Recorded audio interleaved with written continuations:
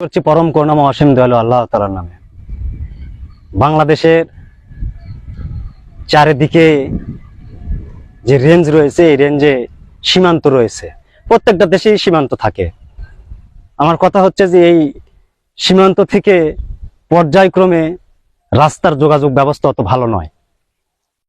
এই সীমান্ত রাস্তা সংস্কার করা উচিত এবং সীমান্ত রাস্তা তৈরি করা উচিত। সীমান্তর পাশ দিয়ে যে রেল রয়েছে, যদি রেল থাকে রেল থাকবে, রেলের পাশে এইরকম পিছনে একটা রাস্তা দেখছেন সীমান্ত রাস্তার মতো, এইরকম একটা সীমান্ত রাস্তা সারা বাংলাদেশের সীমান্ত দিয়ে রাস্তা করা প্রয়োজন। এরকম যদি রাস্তা থাকে তাহলে সীমান্ত সাইটে যাদের বাড়ি তাদের ব্যবসা বাণিজ্য প্রসারও ঘটবে, পাশাপাশি সীমান্তরক্ষী বাহিনীর যাতায়াতের ব্যবস্থা সেটাও ফুটে উঠবে, সহজলভ্য হবে, সবকিছুই নাগালের